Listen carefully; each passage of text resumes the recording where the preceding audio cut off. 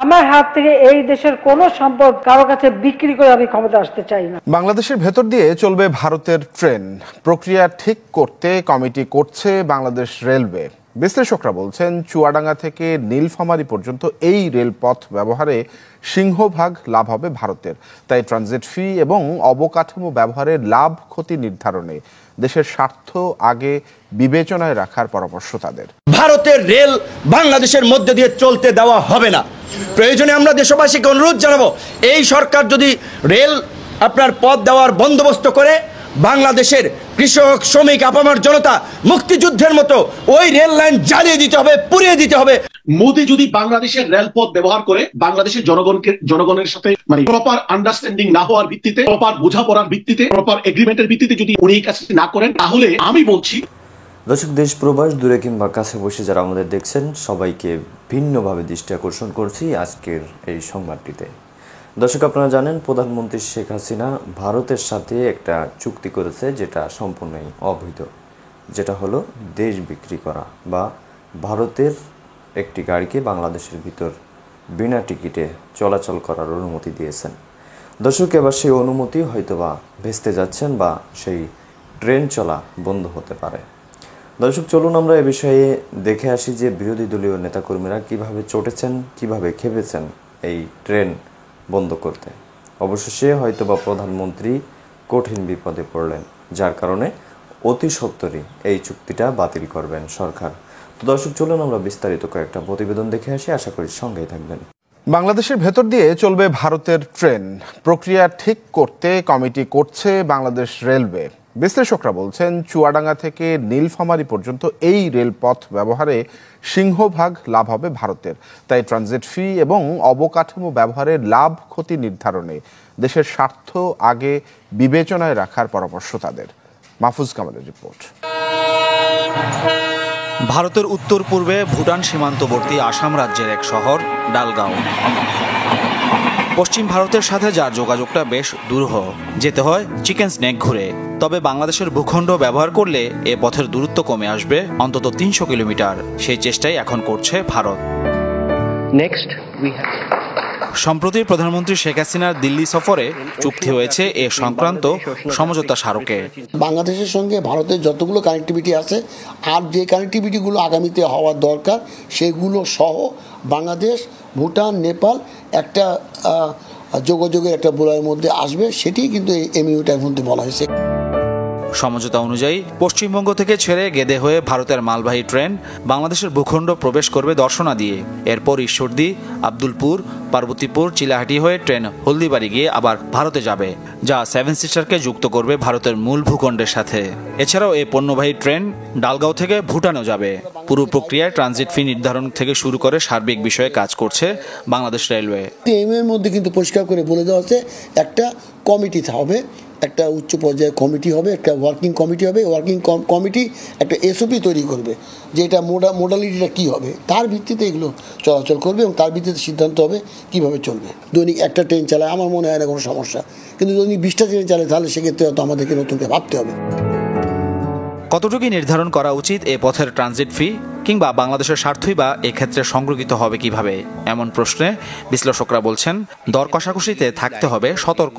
Direct indirect benefit ইন্ডিয়ার হবে, কারণ তার পথ সংক্ষিপ্ত হবে এবং অন্যের অবকাঠামো ব্যবহার করবে, নিজের অবকাঠামোর কিন্তু ডেপ্রিসিয়েশন হবে না, হবে বাংলাদেশেরটায়। লাভের হিস্সাটা যেমন নিব, আমার অবকাঠামোর যে অবচয়টা হবে, আমার অপারেশনে যদি কোনো ঋণাত্মক প্রভাব পড়ে সেখানেও কিন্তু আমার ন্যায্য হিস্সাটা কম্পেনসেট করব। এটাই কিন্তু আমি বলবো সুবিবেচনা প্রসূত হবে এবং টেকসই হবে। আমাদের দেশের জন্য আমাদের এখানে কি লাভ হচ্ছে, তো সেটা কিন্তু বিভিন্ন ফিজ, ট্রানজিট ফি বলি বা কানেক্টিভিটি ফিজ বলে এগুলো নির্ধারণের সময় এটাকে ঠিক করতে হবে। একটা হলো যে এইটা করতে গেলে ভারতের যে আগে যে চিকেন নেক দিয়ে যে যাওয়ার যে খরচ এবং এখানে যে সেভিংসটা, এটা টাইম হোক, ফুয়েল হোক, বিভিন্ন ধরনের যেসব খরচ আছে সেটা হোক, এটাকে হিসাব করে আমরা কিভাবে এটাকে উইন উইন করতে পারি এটা আমাদের হিসাব করা দরকার। ভারতের রেল বাংলাদেশের মধ্যে দিয়ে চলতে দেওয়া হবে না। প্রয়োজনে আমরা দেশবাসীকে অনুরোধ জানাবো, এই সরকার যদি রেল আপনার পথ দেওয়ার বন্দোবস্ত করে, বাংলাদেশের কৃষক, শ্রমিক, আপামর জনতা মুক্তিযুদ্ধের মতো ওই রেল লাইন জ্বালিয়ে দিতে হবে, পুড়িয়ে দিতে হবে। বাংলাদেশের মধ্যে দিয়ে বাংলাদেশের স্বাধীনতা সার্বভৌমত্বকে বিপন্ন করে ভারতীয় কোনো রেল লাইন বাংলাদেশে চলবে না, চলবে না। অনতিবিলম্বে ভারতের সাথে হওয়া সকল অন্যায্য চুক্তি, স্বাধীনতা সার্বভৌমত্ব বিরোধী চুক্তি বাতিল করতে হবে। এতদিন যা করেছেন, এতদিন বাংলার তরুণরা রুখে দাঁড়ায় নাই। আজকে আমাদের মতো তরুণরা দেশের স্বাধীনতা সার্বভৌমত্ব রক্ষার জন্য প্রয়োজনে দ্বিতীয় মুক্তিযুদ্ধ করে বঙ্গোপসাগরে ভারতের নজরদারি থেকে শুরু করে বাংলাদেশের অভ্যন্তরীণ সমস্ত নৌ স্থল পথে ট্রানজিট দেওয়া শুরু করে এখন আকাশ পথেও স্যাটেলাইট দিয়ে নজরদারি করার সমস্ত আয়োজন তারা করে বাংলাদেশকে ভারতের পেটে ঢুকিয়ে দেওয়ার একটা বন্দোবস্ত করছে। এইটা কি কোনো দেশ করতে পারে? এই রকমের একটা প্রতিবেশী দেশ। আমরা যতই অসাম্প্রদায়িকতার কথা বলি, আমরা যদি সৌহার্দ্যের কথা বলি, ভারত পৃথিবীর বুকে তারা একটা হিন্দু রাষ্ট্র হিসেবে ভারতকে কায়েম করতে চায় নরেন্দ্র মোদীর সরকার। সেই ক্ষেত্রে তাদের প্রধান এইখানে বাংলাদেশের মতো একটা মুসলিম সংখ্যাগরিষ্ঠ রাষ্ট্রকে তারা প্রতিবন্ধকতা হিসেবে দেখছে। বাংলাদেশের আলেম ওলামাদের থেকে শুরু করে বাংলাদেশের এই ইসলামী মূল্যবোধের রাজনৈতিক নেতৃবৃন্দকে গুম করা, হত্যা করা থেকে শুরু করে এমন কোনো কর্মযজ্ঞ এবং মিশন নাই যা ভারত নেয় না। বাংলাদেশের রূপপুর পারমাণবিক বিদ্যুৎ কেন্দ্র একটি স্পর্শকাতর স্থাপনা। এই স্থাপনাটি করেছে রাশিয়া, কিন্তু এর মেনটেন্যান্সের জন্য, টেকনিক্যাল সাপোর্টের জন্য ভারত এইটা ম্যানেজমেন্ট করতেছে। এই যে পারমাণবিক যারা বিজ্ঞান পড়ছেন তারা জানেন, সংক্ষেপে বললে পারমাণবিক এই বিক্রিয়াগুলো হচ্ছে আপনার একটা আপনার অণু বা পরমাণু ভেঙে দুইটা হয়, দুইটা ভেঙে চারটা হয়, যেটাকে বলে একটা চেইন বিক্রিয়া। এটা একটা বাড়তেই থাকে। তো এই পারমাণবিক দুর্ঘটনা যদি বাংলাদেশে ঘটে, বাংলাদেশের ম্যানেজমেন্ট করার সক্ষমতা নাই।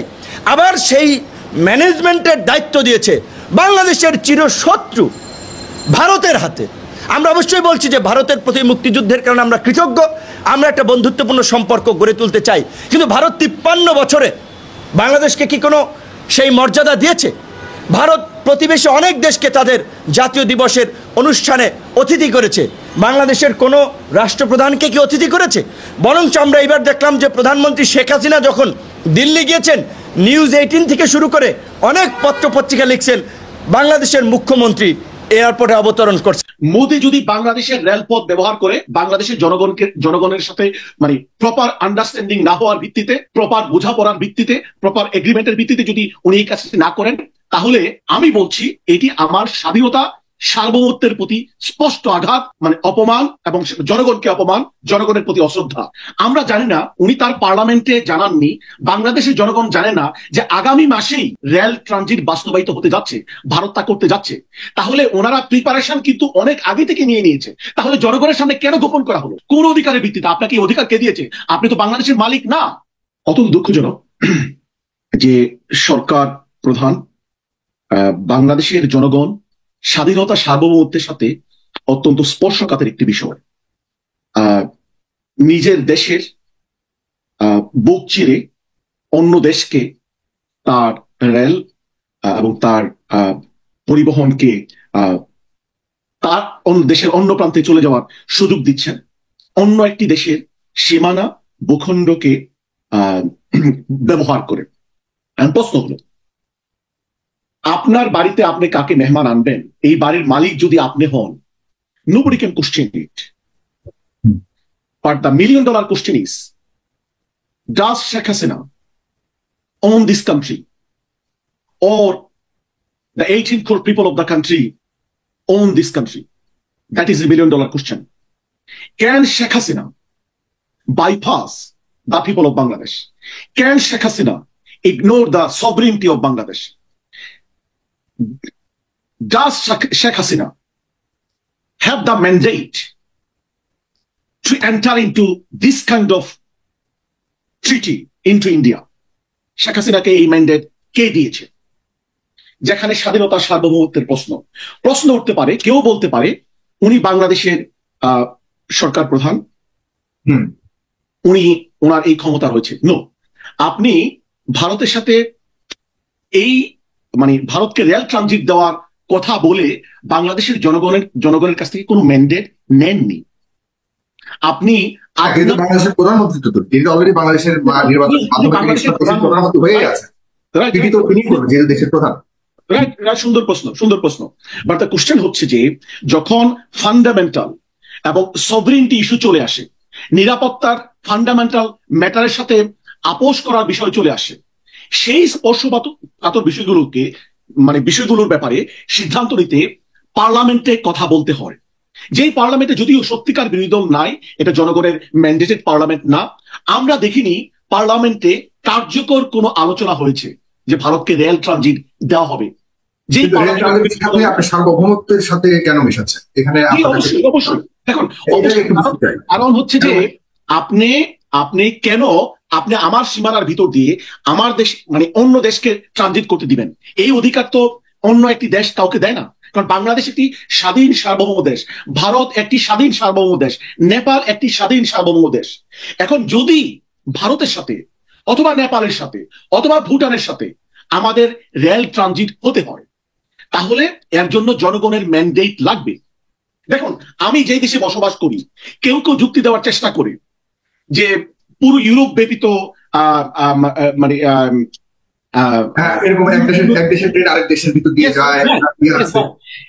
স্বাভাবিকভাবে বিচরণ হয়, কিন্তু এই কথাটি অনেকেই খেয়াল করছেন না যে European union is a legal entity. এখানে কোনো বর্ডার নেই, ইউরোপিয়ান ইউনিয়ন রাষ্ট্রগুলোর ভিতরে কোনো বর্ডার নেই। It is a complete legal entity.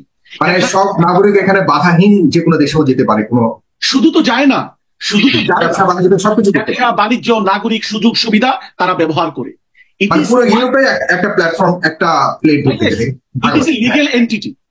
It is a legal entity. Bangladesh Bharat মিলিত কোনো লিগ্যাল এন্টিটি না।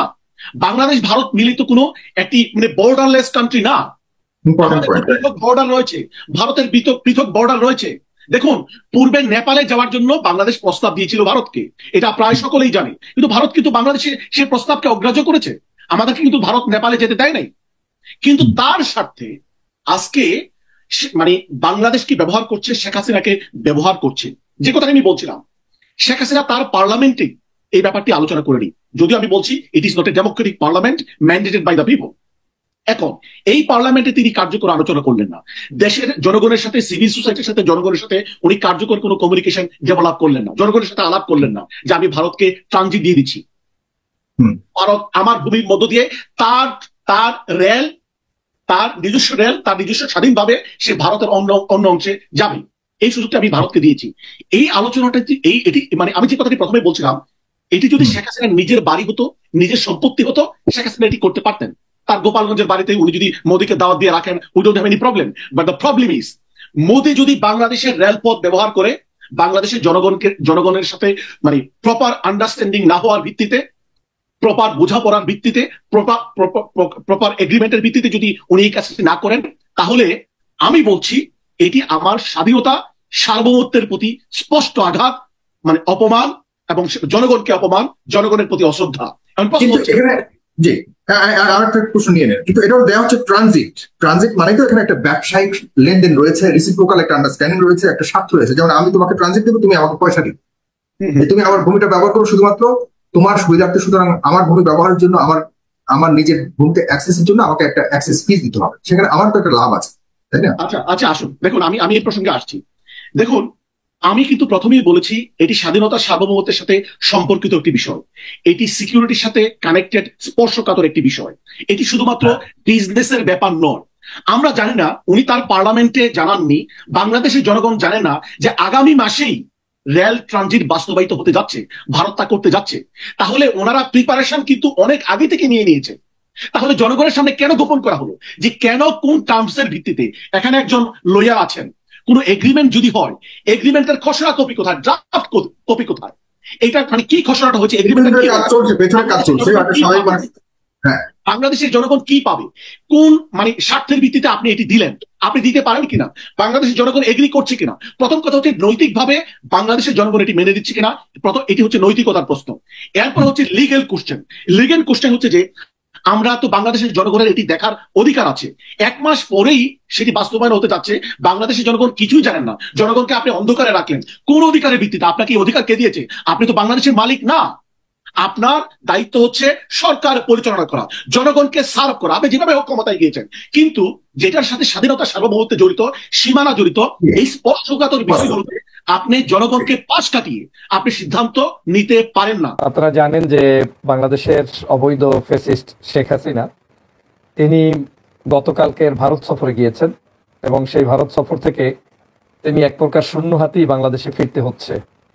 ভারত সফরে তিনি কি কারণে গিয়েছেন সেটা নিয়ে আমাদের এখানে বাংলাদেশে যেমন তার দলের সাধারণ সম্পাদক পর্যন্ত ক্লিয়ার কোনো মেসেজ দিতে পারে নাই, ওবায়দুল কাদের দিতে পারে নাই। বলেছেন প্রধানমন্ত্রী লেভেলের বৈঠক, তাদের মধ্য থেকে আলোচনা হবে, পর্যালোচনা হবে, সব বিষয় নিয়েই হবে। কিন্তু বাংলাদেশের মানুষ দীর্ঘ প্রায় এই আওয়ামী লীগের আমলেই 15 বছর, একেবারে শেষ 16 বছর চলে, এই 16 বছর পর্যন্ত তিস্তা নিয়ে আলোচনায় ছিল যে তিস্তার পানি বন্টন নীতি, তিস্তার যে বাঁধ, এই নীতিটাকে নিয়ে আমাদের বাংলাদেশের এই বর্তমান শেখ হাসিনার সাথে কোনো আলোচনা হয়ে হয়তো কোনো সমাধান তিনি বের করে নিয়ে আসতে পারবেন। কিন্তু দীর্ঘ 15 বছরের পর্যন্ত, ইভেন এই মোদী সরকারের আগের যে সরকার ছিল সেই সরকারের সময়ও শেখ হাসিনা কিন্তু বাংলাদেশের রাষ্ট্র ক্ষমতায় ছিলেন। তথা ভারতের বিরোধী দল এখন যারা হচ্ছে সেই পার্টি এবং ভারতের বর্তমান ক্ষমতাধর ব্যক্তি, এই কারো কাছ থেকেই শেখ হাসিনা তার সঠিক সেই ন্যায্য দাবি ভারত থেকে আদায় করতে এখন পর্যন্ত পারেনি। অথচ বাংলাদেশ থেকে টাকা খরচ করে, মানে বাংলাদেশের সব মানুষের কাছ থেকে লুটপাট করে এগুলো ওইখানে দাদা বাবুদের কাছে দিয়ে আসার জন্য তারা উদ্গ্রীব সকাল সন্ধ্যা সেই কাজই করছে। আজকে দেখেন শেখ হাসিনা নরেন্দ্র মোদী বৈঠকের দ্বিপাক্ষীয় যে বৈঠক হয়েছে সেখানে 10টি বিষয় নিয়ে আলোচনা বা সমঝোতা স্মারক হয়েছে। এই 10টি বিষয় আপনারা দেখতে পারেন। এই 10টি বিষয়ের মধ্যে একটা নাই যেখানে আমাদের তিস্তার আলোচনা। 10টার মধ্যে কি সবচেয়ে ভয়ানক হচ্ছে রেল লাইনের ব্যাপারটা। আমি সেটাই আসছি, তার আগে আপনাদেরকে বলছি 10টা কি। বাংলাদেশ ভারত ডিজিটাল পার্টনারশিপ, এ দিয়ে আমাদের কোনো লাভ আছে? বরঞ্চ বাংলাদেশের তথ্যগুলো সেই দেশে নিয়ে যাওয়ার জন্য কোনো উদ্গ্রীব কোনো পরিকল্পনা আছে, সেটারই একটা অংশ বাংলাদেশ ভারত ডিজিটাল পার্টনারশিপ। ভিন্ন কোনো, মানে আমার দেশের কল্যাণের কোনো পার্টনারশিপ তাদের সাথে নাই, ডিজিটাল পার্টনারশিপ, এটা একটা তাদের সমঝোতা স্মারক। তারপরে হচ্ছে ইন্ডিয়া বাংলাদেশ গ্রিন পার্টনারশিপ, এটা কি করবে ওমরাই জানে, গ্রিন পার্টনারশিপ। তারপরে সমুদ্র সহযোগিতা ও সুনীল অর্থনীতি। তারপরে হচ্ছে সমুদ্র বিষয়ক গবেষণা ও দুই দেশের সমঝোতা, আমার দেশের সমুদ্র গবেষণা করতে ভারতকে পাশে লাগবে, সেই নিয়ে দুই দেশের সমঝোতা। স্বাস্থ্য ও ওষুধ সংক্রান্ত পুরনো সমঝোতার নবায়ন করেছেন। তারপরে হচ্ছে মৎস্য সম্পদের উন্নয়নে বিদ্যমান সমঝোতা নবায়ন, এটাও নবায়ন করেছেন। তারপরে দুই দেশের রেল মন্ত্রণালয়ের মধ্যে সংযোগ সংক্রান্ত সমঝোতা, যেটা সবচেয়ে জটিল, যে বাংলাদেশের রেল লাইনের ভিতর থেকে তারা বাংলাদেশের রেল লাইন স্থাপন করা তথা বাংলাদেশের রেল লাইন নতুন করে সংযোজন করা, আগের রেল লাইন, এই সবকিছু মিলে ভারত এখান থেকে তাদের দেশের সকল পণ্য, তাদের দেশের সবকিছু এখান থেকে বহন করতে চায় আমার দেশের রেল লাইনের মধ্য থেকে। মানে এ নিয়ে আমি কথা বলতে আসছি, আপনাদেরকে যদিও একটা ভিডিও দিয়েছি, আমি কথা বলছি। তারপরে কি হচ্ছে, ভারতের ইন স্পেস এবং ডাক ও টেলিযোগাযোগ মন্ত্রণালয়ের সমঝোতা, দুর্যোগ ব্যবস্থাপনা ও প্রশমনে ভারতের ন্যাশনাল ডিজাস্টার ম্যানেজমেন্ট অথরিটি ও বাংলাদেশ ত্রাণ দুর্যোগ মন্ত্রণালয়ের বিদ্যমান সমঝোতা নবায়ন, এটাও নবায়ন করেছে। কৌশলগত অপারেশনাল খাতে সামরিক শিক্ষা সহযোগিতায় ডিফেন্স সার্ভিসের স্টাফ কলেজ, এরপরে ইন্ডিয়া এবং মিরপুর ডিফেন্স সার্ভিসের কমান্ড অ্যান্ড স্টাফ কলেজের মধ্যে সমঝোতা। তাহলে দেখেন এই সমঝোতাগুলো হয়ে আমার বাংলাদেশের কি উপকার দীর্ঘ প্রায় 15 বছর পর্যন্ত ভারত করেছে। গত 15 বছর 16 বছর পর্যন্ত এদেশ থেকে নিয়েছে ছাড়া একটা উল্লেখযোগ্য জিনিস তারা দিতে পেরেছে, যেটা দিয়ে বাংলাদেশের মানুষের কল্যাণ হয়েছে, বাংলাদেশের মানুষ উপকৃত হচ্ছে। দর্শক দেখলেন খুবই গুরুত্বপূর্ণ প্রতিবেদন। এ বিষয়ে আপনি কি বলবেন? ভারতীয় ট্রেন বাংলাদেশের ভিতর দিয়ে যাবে কি যাবে না, গেলে আপনারা খুশি কিনা অবশ্যই আমাদের জানাবেন। তো এ বিষয়ে যে যা লিখতে চান অবশ্যই কমেন্টে লিখবেন এবং পরবর্তী আপডেট সবার আগে পেতে চ্যানেলটি সাবস্ক্রাইব করে রাখবেন। এবং এতক্ষণ আমাদের সাথে থাকার জন্য ধন্যবাদ, বিশেষ করে আপনাকে। তো ভালো থাকুন, সুস্থ থাকুন, আসসালামু আলাইকুম।